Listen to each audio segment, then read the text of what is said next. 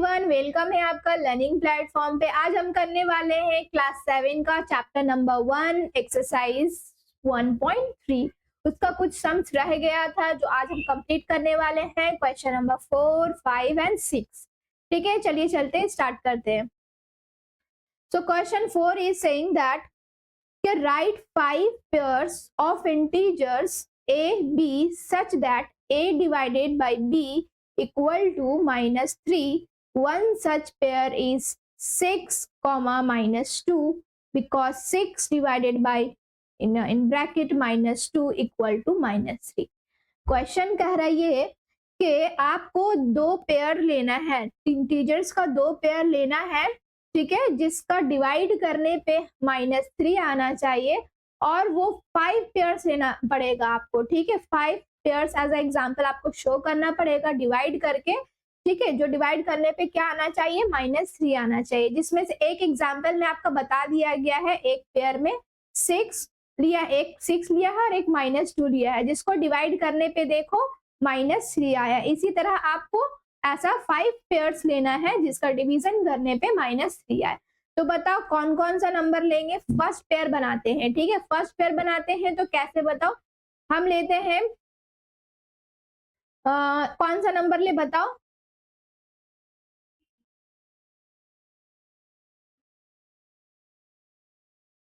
Twelve एक pair बनाते हैं, 12 है ना, -4। कैसे एक पेयर बनाए, 12 -4 का। अगर देखो इसको अगर हम डिवाइड करते हैं, 12 को -4 से डिवाइड करते हैं तो 4 1 जा 4, 4 3 जा 12, तो आता है ना -3। देखो आया ना -3।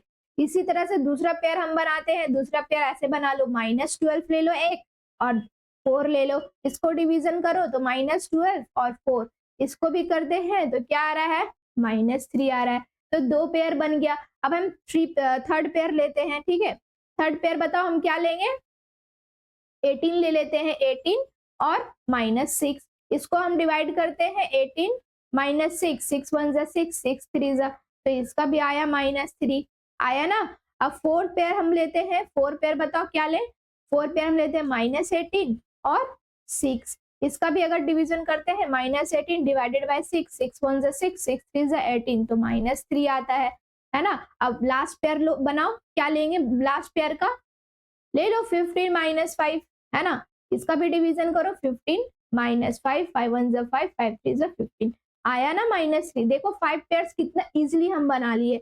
तो ये बहुत ही इजी है, आप लोग खुद से भी ट्राई करना। जिन्हें नहीं समझ में आया है, ठीक है, वो मेरे वीडियो देखे और समझे मैंने किस तरह से इसको सॉल्व किया है। अब आते हैं क्वेश्चन 5 पे। ओके,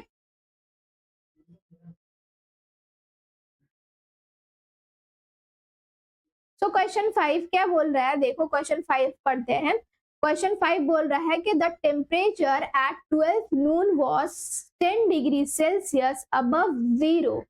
ठीक है, मतलब कि जो दोपहर के वक्त 12 बजे जो है टेम्परेचर जो है 10 डिग्री सेल्सियस था, जो कि 10 डिग्री सेल्सियस अबव 0 बोला गया है। ठीक है, अगर if it's decrease at the rate of 2 degree Celsius per hour के हिसाब से वो टेम्परेचर कितना घट रहा है, 2 डिग्री सेल्सियस करके घट रहा है। अंटिल कब तक ये घटता जा रहा है, डिक्रीज होता जा रहा है, मिडनाइट तक। Okay, midnight. अब बोल रहा है at what time would be the temperature 8 degree Celsius below 0। अब बोल रहा है कितने बजे जो है टेम्परेचर जो है 8 डिग्री सेल्सियस हो जाएगा, जो कि बिलो 0 होगा, 8 degree Celsius, not above 8, not above 0। ठीक है, बिलो 0 इज 8 डिग्री सेल्सियस होगा कितने बजे। ठीक है, और ये मिडनाइट तक आपका टेम्परेचर जो घटता जा रहा है 10 डिग्री सेल्सियस से। तो आप पहले इसका एक नंबर लाइन बनाते हैं। ओके,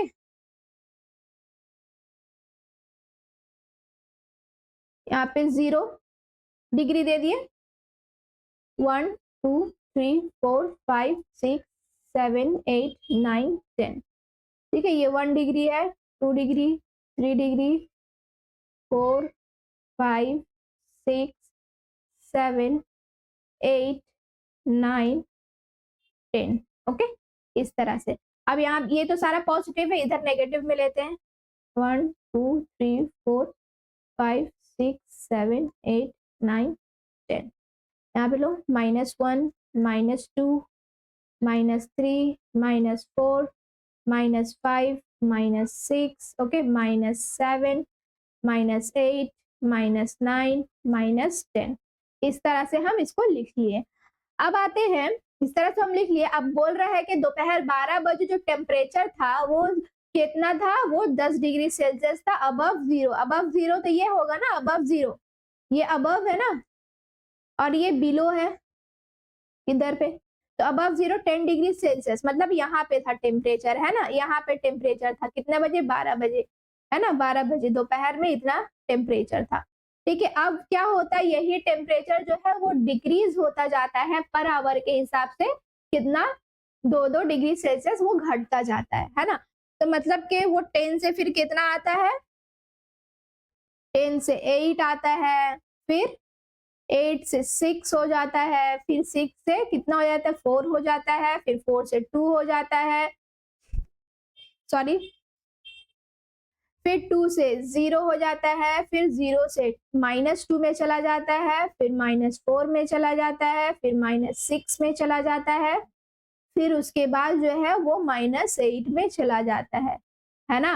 देखो यहीं यहाँ पे यही ना लिखा है कि वो टेम्परेचर घटता जाता है, ठीक है, मिडनाइट तक। और कितने बजे जो है टेम्परेचर 8 डिग्री सेल्सियस हो जाता है, बिलो जीरो। तो बिलो जीरो आपका -8 यहाँ हो रहा है ना, 8। तो कितने बजे हो रहा है बताओ, 12 बजे आपका, 12 बजे दोपहर में आपका 10 डिग्री सेल्सियस था ना, 10 डिग्री सेल्सियस था। तो अब बताओ कितना कितना बजे हो रहा है। अगर ये 12 बजे था तो उसके बाद काउंट करो, यहाँ से 13, 14, वन आवर में 2 टेम्परेचर घट रहा है ना।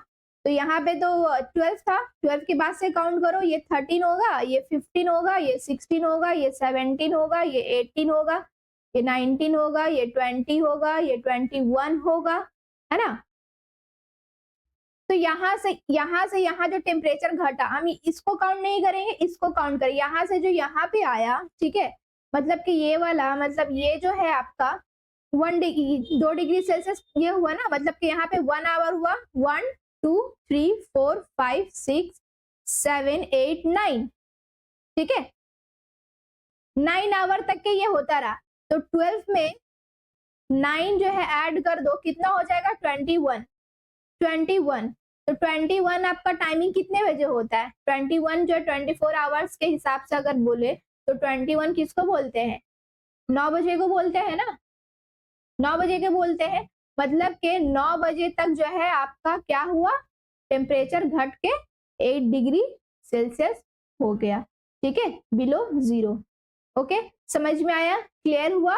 अब आते हैं क्वेश्चन 6 पे।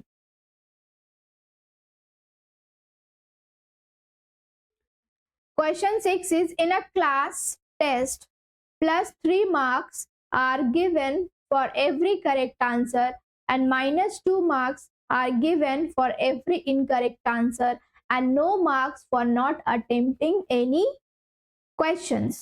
मतलब बोल रहा है कि करेक्ट आंसर के लिए जो है, करेक्ट आंसर के लिए कितना मार्क्स दिया जा रहा है, 3, और जो इनकरेक्ट आंसर है उसके लिए नेगेटिव मार्किंग किया जा रहा है, -2, और जो अटेम्प्ट ही नहीं किया उसके लिए कोई भी मार्क्स नहीं है, ठीक है। जो करेक्ट है उसके +3 मिल रहा है, जो इनकरेक्ट है उसके लिए -2 हो जा रहा है, ठीक है।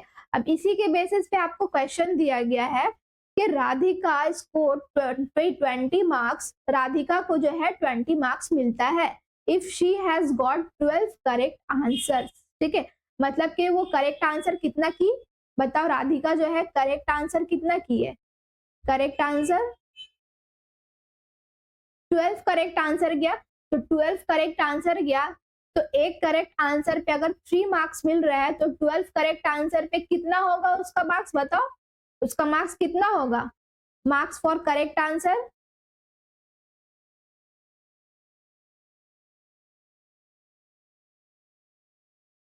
कितना होगा, 12 इंटू 3 करो, कितना होगा, 36, है ना। करेक्ट आंसर के लिए उसको 36 मार्क्स मिला।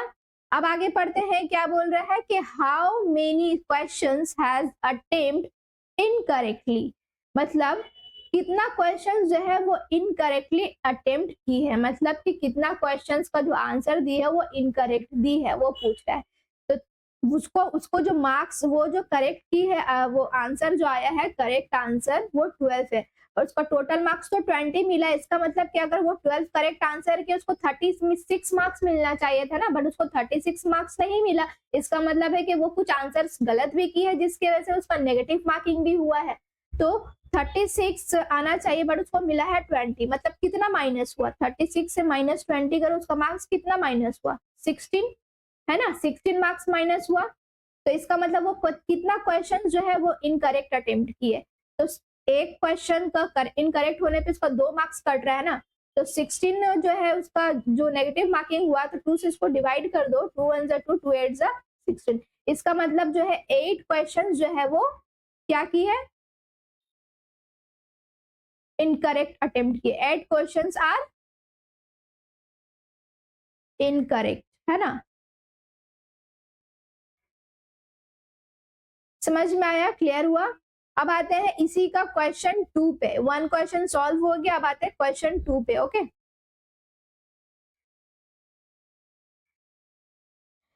क्वेश्चन 2 बोल रहा है कि ये क्या है, Mohini scores 5 marks in his test. Mohini जो है उसको सॉरी -5 मार्क्स जो है नेगेटिव में, मतलब उसका मार्क्स जो है नेगेटिव में चला जाता है। -5 मार्क्स जो है उसको मिलता है उसके टेस्ट में।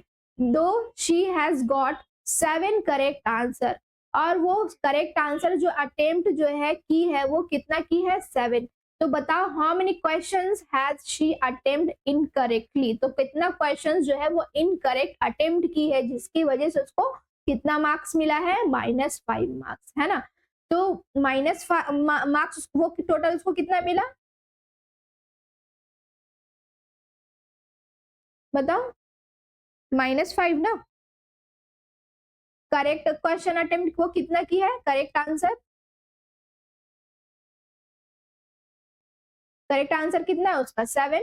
तो इसका मतलब कि उसको 7 3 21 होता है, ठीक है। इसका मतलब उसको 21 मार्क्स मिलना चाहिए था, बट उसको नहीं मिला 21 मार्क्स, क्योंकि वो उसका ज्यादातर क्वेश्चन जो है का जो आंसर दी वो इनकरेक्ट दी है, जिसकी वजह से उसका नेगेटिव मार्क्स चला गया।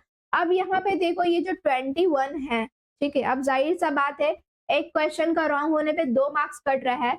तो यहाँ पे बताओ एक क्वेश्चन के कट होने पे 2 मार्क्स कट रहा है। ओके, एक क्वेश्चन के गलत होने पे 2 मार्क्स कट रहा है। तो यहाँ पे 21 आए, ठीक है।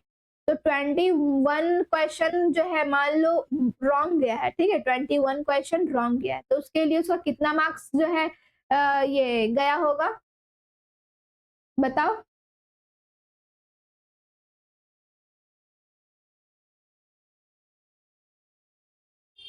बताओ, या फिर ऐसे कर लेते हैं, ठीक है, देख लो 21 मार्क्स आना चाहिए बट उसको मिला -5।